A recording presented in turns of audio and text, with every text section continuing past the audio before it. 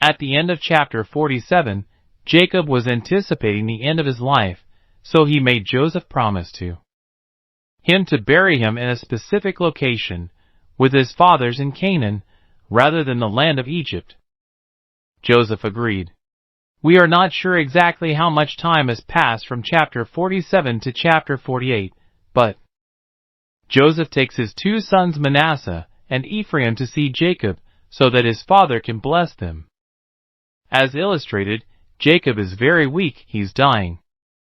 And when Jacob learns that Joseph is there to see him, he sits up. But it seems it took all his strength to do so.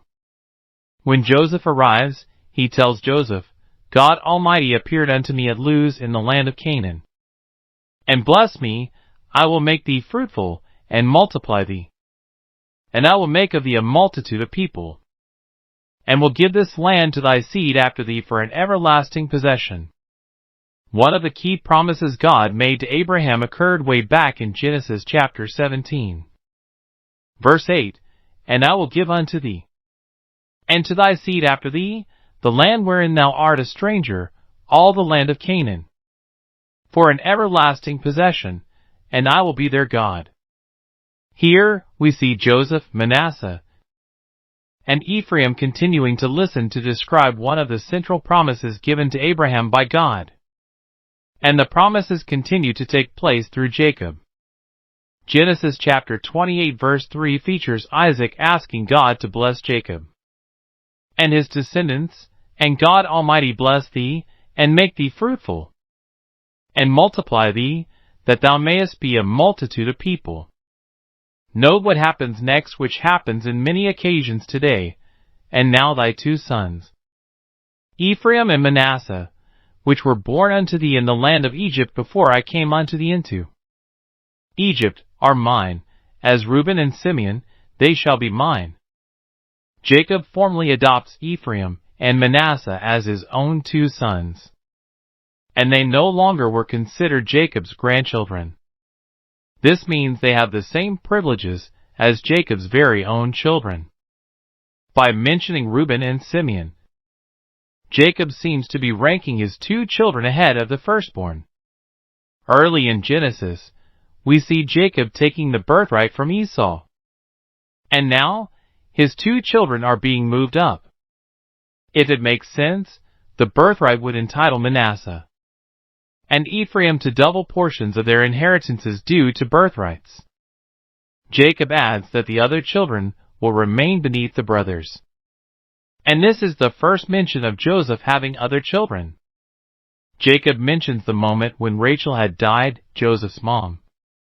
And this may be Jacob thinking about his coming death, and a reunion with his wife, or his way of honoring Rachel by raising the children in rank. Jacob has learned much in his life, including from his own mistakes and choices. It was Rebekah and Jacob who stole away Esau's birthright, and they were able to exploit Isaac due to his poor eyesight. Here, on his dying bed, Jacob asks who are they in reference to his two grandchildren. Now children, Manasseh and Ephraim. And whatever blessings are given cannot be reversed, so he was ensuring that he was blessing them. Right, children? Joseph was honest and had no intentions to deceive. Jacob tells Joseph to bring them close so he can bless them. Jacob loved his children and grandchildren and kissed them before he blessed them. The moment between Jacob and Joseph was beautiful. It was a moment that neither had thought possible. Jacob thought Joseph had died long ago, and Joseph probably never thought to see Jacob alive again. But here the two are shortly before Jacob dies. Jacob tells Joseph, I had not thought to see thy face, and lo, God has showed me also thy seed. Joseph prepares the children for the blessing, taking Ephraim in his right hand toward Israel's left hand, and Manasseh in his left hand toward Israel's right hand, and brought them near him. The ancient custom, or custom of ancient Egypt, had to do with the birthright to the oldest. And since Manasseh is the oldest, he was given the greater blessing. indicated by the right hand of the one giving the blessing. Jacob begins with a prayer that his offspring is blessed in the same ways he and his dad and granddad were. God, before whom my fathers Abraham and Isaac did walk, the God which fed me all my life long unto this day, the angel which redeemed me from all evil, bless the lads. And let my name be named on them, and the name of my fathers Abraham and Isaac.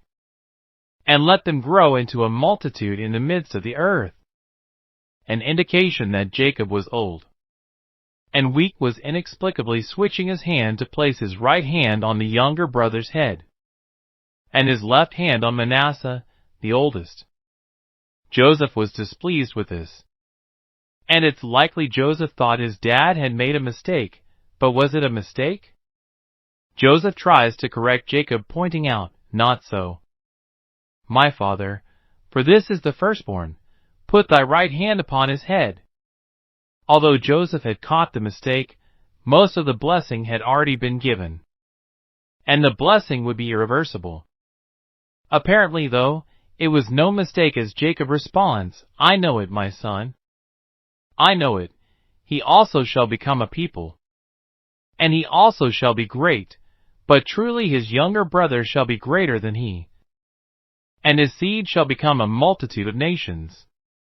The events that have just transpired let us know that Manasseh will become a people just like Ephraim, but Ephraim will become greater than Manasseh. His offspring will become a multitude of nations.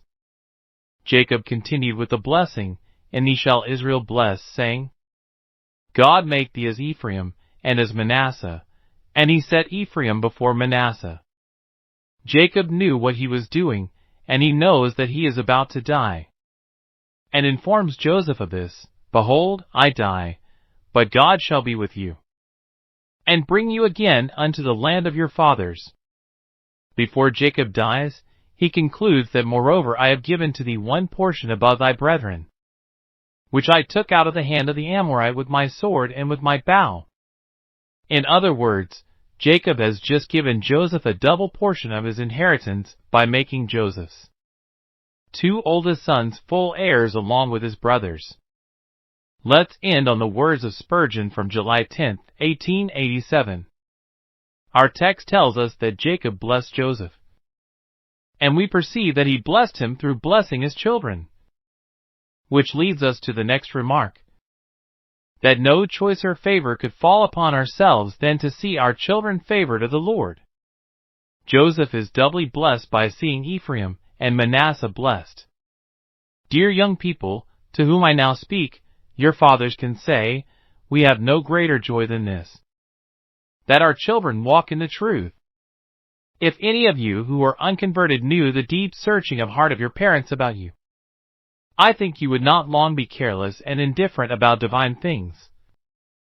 And if you could conceive the flashes of heavenly joy that would light up your parents' hearts if they saw you saved in the Lord, it would be an inducement to you to consider your ways, and turn unto the Lord with full purpose of heart.